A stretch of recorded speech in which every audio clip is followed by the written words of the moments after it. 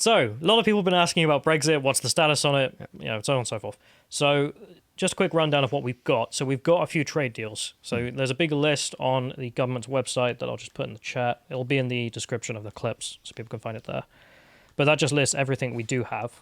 Yeah. And there's a bunch of countries. The big ones, South Korea, Japan, Switzerland. We've already got some agreements with Iceland and Norway. So, even if the EU does something funny, well, we're not going to have another Cod War. May have another Scalps War, though. That's what we're going to get into. We can win that. Yeah, but that only amounts for about 8% of trade. Japan is another 2%. Mm-hmm. Canada came out today, well, Justin Trudeau came out and said, we'll get one done before 21. Right, okay. So he's optimistic. That would bring us up to 12% of all trade secured before that important date of us leaving the EU in officialdom. So we have to go to WTO terms. But 12% isn't exactly a great amount, is it? No, it's a very small amount, but it's one of these things where there's not much the government can do there because about 50% of our trade is with the EU anyway. You know, France, Germany. I thought it was 45, something like that. Yeah, a little bit lower than 50, but I'm just rounding. And the Americans are 16%. So the rest of the countries are quite small, so you've just got to go one by one and add them up. The funniest one was a $6 million deal with Kosovo, which made me laugh. Okay, What are we trading in Kosovo, you know?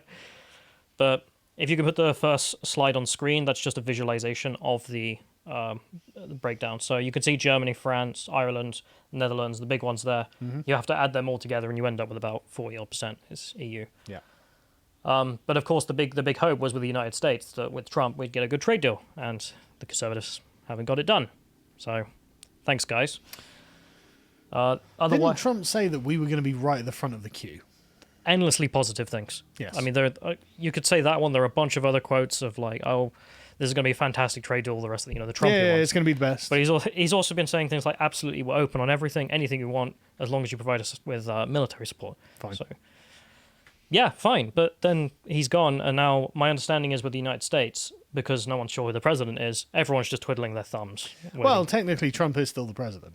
Yeah, but I don't believe he's in any position to authorize a trade deal, or his administration are, or everyone's Probably just not, too busy. He's probably got other things on his plate. Yeah, they're doing other stuff. Yeah. So that's not going to get done before 21. It'll be done at some point, but not before. Great. So what that position leaves us in is that we've got maybe 12, 14% if we get Canada done, which doesn't leave us in a great position. Mm-hmm. It's not the worst, but it means we're now negotiating with the EU still, and the EU coming back. I think Barnier was in London yesterday, making some memes. Yeah. But so what? Talking about our fish, wasn't he? Yeah. So this is he tweeted out, "I've been looking for some level playing fields with some like goalposts and whatnot." Right. Because most of the stuff they're negotiating seems minor. I got this from a BBC article listing all the problems, and I don't think we care about most of it. The only thing that is interesting is the fishing one. So the EU's position is that they should have access to 100% of our fishing, full free access to carry on doing what they were doing, and in return, we will graciously allow you to sell fish to us. What? So they can take our fish? Yeah, and then we'll be allowed to sell the fish that we've just lost to them. It's like, yeah, this doesn't seem in our interest.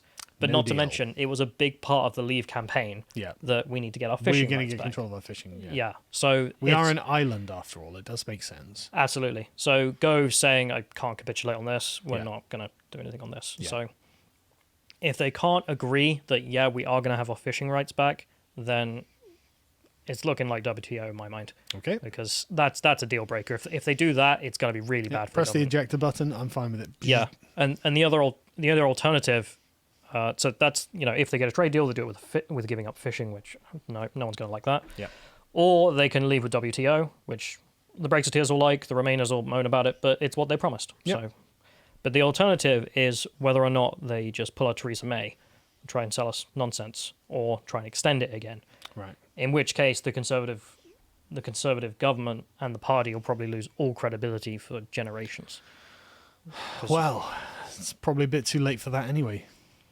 Maybe, ship appears to have sailed. But I mean, that scallop ship has sailed. Well, no one expected coronavirus. Sure. People like us are maybe upset with Boris about critical race theory and things like this, but the general public, I don't think, care. No, of course not. But the big selling point of the last election and the election before that and the election before that was get Brexit done. We will finish this issue. That was the slogan. Yeah. So if they can't deliver on that one thing, they've lost all credibility. No one will respect this government. Yep. So that's their three options, and now there's a bunch of gossip. So I'll put the Financial Times article. Should be. Oh no, it's not giving me the right link. I'll put it in the description of the video afterwards. Don't worry. But the gossip is about Dominic Cummings leaving today.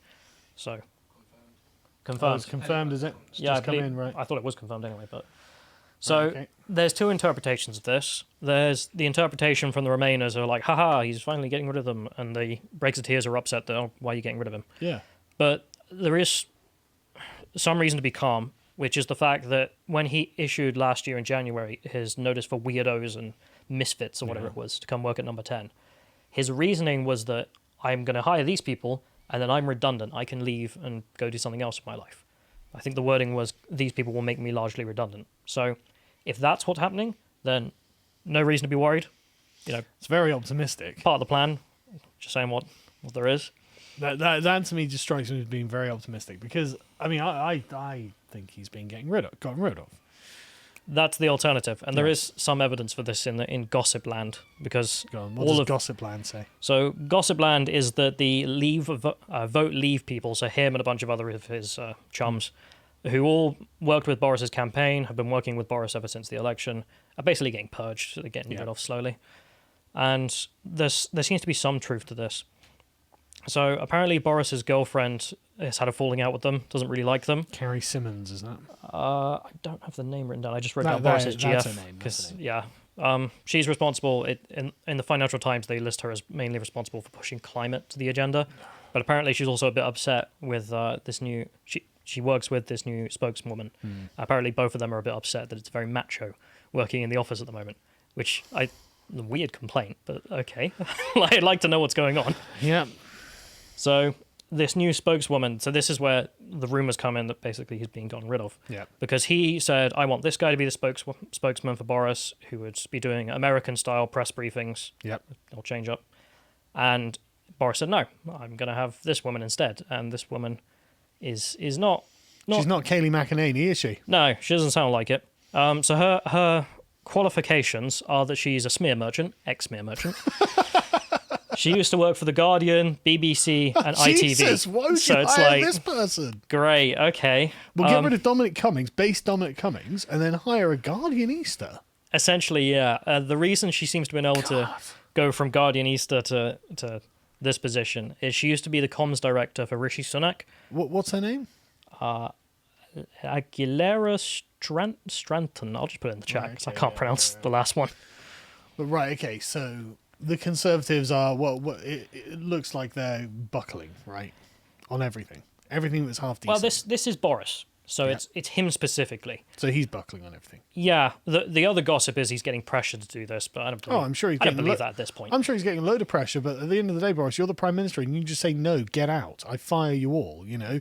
You're the one who makes the decisions. According to the Financial Times, the pressure is coming from Conservative MPs. I don't know what percentage. Purge them. But what do you want? I mean... You've got an 80-seat majority, man. It's like, 60 of upset. Well, you know, get out. You know, Jesus, man, be aggressive. Again, like, if he'd taken the sort of Trumpian tact and been a bit, you know, popular and populist and come out and been gregarious, if I can get the word out, and just, you know, give regular press briefings, do a few, you know, like Trump-style rallies or something, Boris could be the most popular man in the country bar none. And he could just come out with the common sense, you know, generally popular positions that he ostensibly stood for when he was running, and he could be dominating the political environment of the country. And yet he's like a hermit, like locked up in Downing Street. Whoever hears from him? No, you never hear from him. I think the last time we heard from him, well, he gives these press briefings, but no one watches the press briefings on coronavirus. Press briefing. That's not what. Yeah, it's the same news every day. By the way, some people have died of coronavirus. Oh, it's looking bad. Please stay safe. You know, please use a mask. It's like, yeah, okay, we are. You know, just. Like, if you're going to tell me the same thing, I got stuff to do. Exactly. You know, I'd rather tune into Bolsonaro's view on the coronavirus pandemic. I don't think we can air that. No, we can't. But that was the way to handle it. Google Bolsonaro coronavirus, and you'll get some good results. And this is coming from a man who got stabbed on the campaign trail and then had the coronavirus afterwards. Like, you know, he's not like being airy about the fact that he's just like, stop being a wuss about it.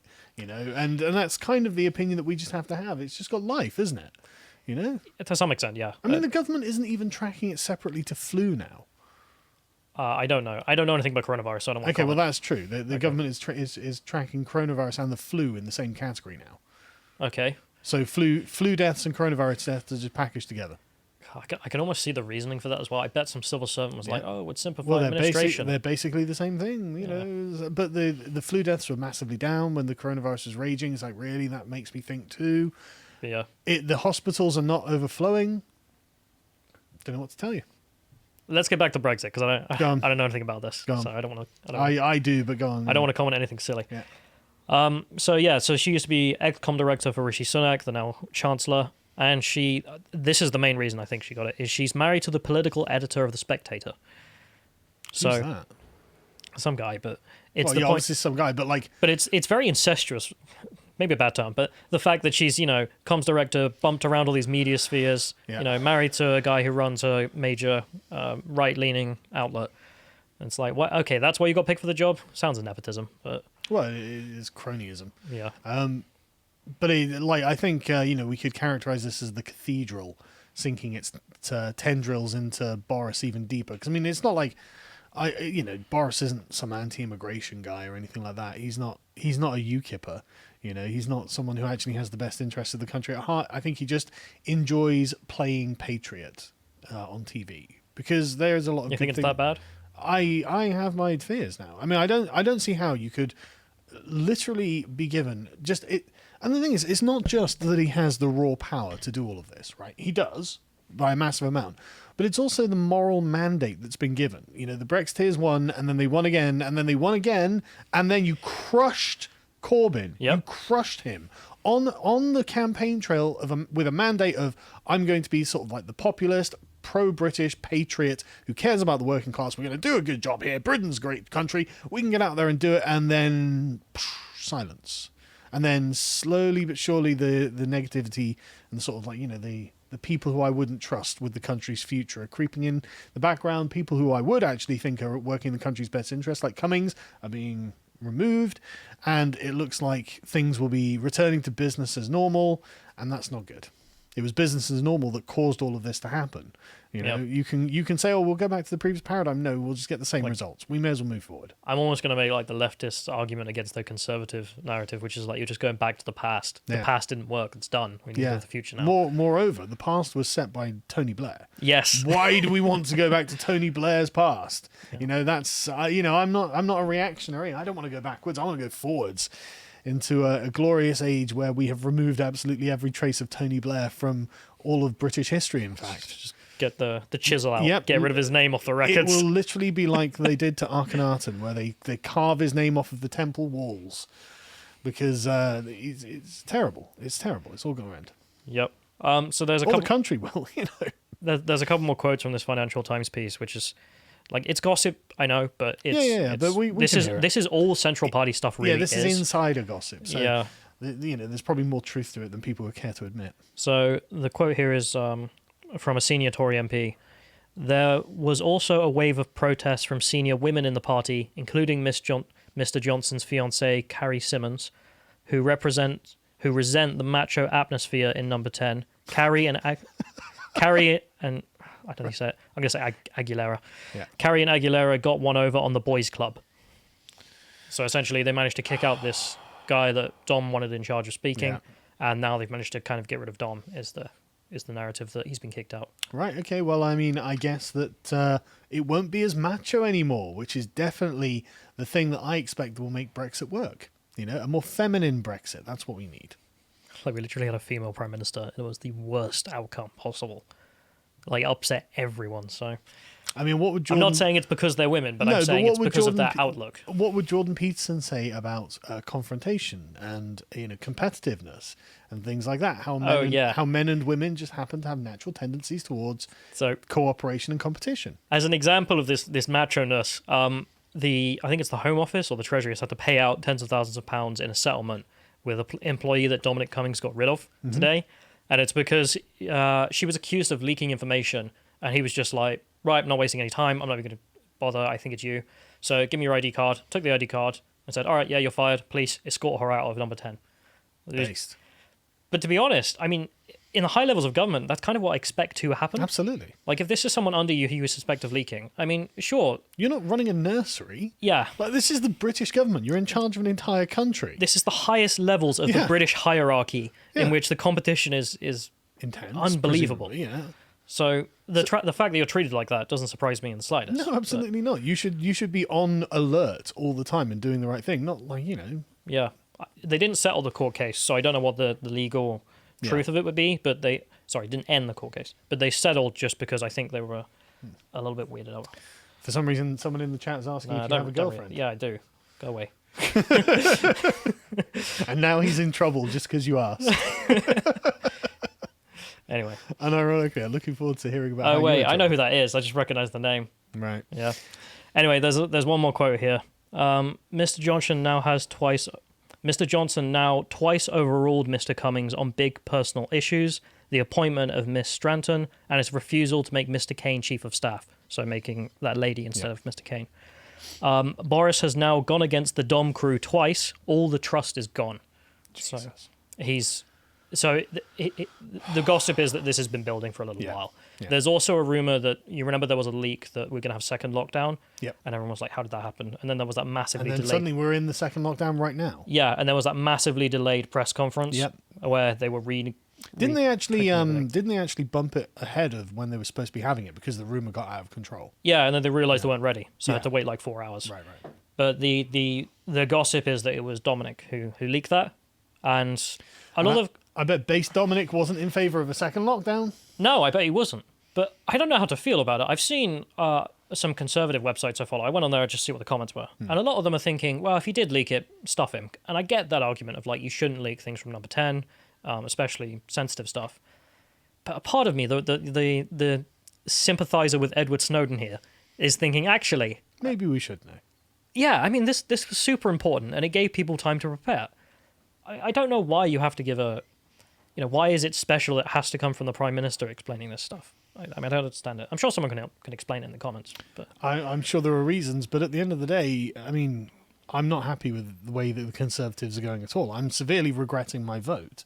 Yeah. I mean, you can defend yourself by saying, well, the alternative was Corbyn, and that seemed like a valid way of viewing it. But at the end of the day, this is not what I signed up for. I didn't sign up for lockdowns. I didn't sign up for second lockdowns. I didn't sign up for concerns about left-wing stuff. I signed up for someone who's just going to who's going to absolutely destroy the left, and Boris ain't that guy. I've got no. I feel There's like no good news. I'm is the there? black pill guy. Yeah. Like every story I do is just like, yeah, this is messed up. This is destroyed. This is a rape gang. I've got to get new topics. Well, I mean, it's not looking good, frankly. No. Anyway, but there's one more thing to say on this. So I laid out the options. He can either capitulate on fishing, which is a red flag, can't do that, or he can leave with no deal, or he can do a Theresa May and give us a shite deal. And with these rumours, so the gossip and the rumours essentially indicate that he's going to go for either the Theresa May style or capitulate on fishing. God. And both of those will probably destroy the party's legitimacy. I mean, he did say that, he did put forward the implication that it was, he would go no deal if we didn't get the deal we wanted. Yeah, I mean, this is the point. If he does not go no deal, if he does not get the fishing negotiated properly, he's destroyed all his credibility. And it's not just Boris. I mean, Boris is just a man. The party and that movement will be dead for 2-3 elections, maybe. Great. Because there's always this argument that, UKIP rose on people who never voted, and then when it came to general elections, they haven't really voted, so maybe they don't matter so much. But this last election, the energy around the fact that it was get Brexit done, good deal or no deal, endlessly. I mean, I went out knocking on doors, and everyone I spoke to, it was the same thing. They were either tribal conservative voters, or the ones whose minds you could flip were always, yep, get Brexit done, and also Corbyn's a maniac. I'm not electing him. Yeah. I remember after the election, I think it was Labour activists and Corbyn himself came out and said, it wasn't my personality or my character that swung it. That was down the issues list. It was more about Brexit. And I was like, yeah, you're kind of right. But when I was knocking on doors, I was literally told, talk about Boris and then talk about Corbyn. Like, Corbyn was the second thing to bring up if they didn't like Boris. And if all you had to do was say Corbyn's name, and people were like, no. Well, this is what a bunch of the Labour activists themselves said. The MPs and their canvassers. They just came back. I can't remember which one I'm quoting here, but I just recall watching this interview where she was just like, well, I mean, you can say what you like about, your polls and stuff, but on every doorstep they said, I don't like Corbyn, I don't like Corbyn, I don't like Corbyn. And that's why they voted Conservative. Yeah, but it's but Corbynism's defeated now. There's no risk. Yeah. So the Conservatives can't bank on the idea of Corbynism again, so they can have an easy win. And if they lose this, they are dead as a party, in my view. But it's for insufferable a couple of elections. It just strikes me as being cowardice, because like Trump has genuinely shown that a patriotic popular movement is possible, and that this can be successful, and this can triumph in the face of the establishment media being against you. You just have to be prepared to take the fight to them. And Boris is clearly just not prepared to take the fight to them. He's clearly not that man, which is a real shame, because it would have been cute if he was. But what do you reckon? Let's run some, just some funsies to try and make this ending a little bit better than the pure black pills. Let's say he does go WTO and does deliver at least on that. Mm-hmm. And then he's got the credibility. The party will keep the credibility at least on that issue. Getting rid of, not getting rid of, but he resigns or leaves. Who would you ideally want to replace him? Would it be Boris? Yeah, would it be Priti Patel? Would it be Sajid Javid? You have any idea? Well, I mean, they're the closest to someone I might agree with on the issues, but honestly, I just find the Conservatives to be... You don't see any top talent? No, I don't. No, not at all. I see a bunch of very tightly hemmed-in sheep who are being constantly nipped at by the sheepdogs of the media. And they're constantly having their heels bitten, and the rest of the sheep get them back in line, and they carry on straight towards the the shearing shed, wherever it is, that's controlled by Jeremy Corbyn. So like the anti-shearing party, but we'll just let up an inch. Yeah, exactly. How about you just ignore the sheepdogs or take on the sheepdogs? Stop allowing them to nip your heels and force you into line. God, I hate the Conservatives so much. They're so weak. No, they're so weak. It really annoys me. You've got you were just in the best position. Just turn around and say, "Shut up, media. We're doing this. Watch us. Enjoy it." This is the second time in 4 years as well. I mean, Theresa May. You remember it? Like everyone says, I've seen people criticizing you for saying, good rhetoric. How could you support Theresa May when she's turned out so bad? Literally, go back and watch the initial clips when she was running as the candidate. She was very strong, unbelievably strong. Like, it was perfectly reasonable to expect her to do the right things. If she just stood by her guns, I mean, she lays out this brilliant armament. We're going to get all this done, Brexit means Brexit, all this sort of stuff. And then just, it just collapses in like a house of cards, and there's nothing there. It's like, okay, well, that was a disappointment. Yeah. Go on then, Boris, show us how it's done. And if he does the same thing... Well, it's what's happening at the moment. It's not... And the thing that's important to remember is Brexit is not just about leaving the European Union.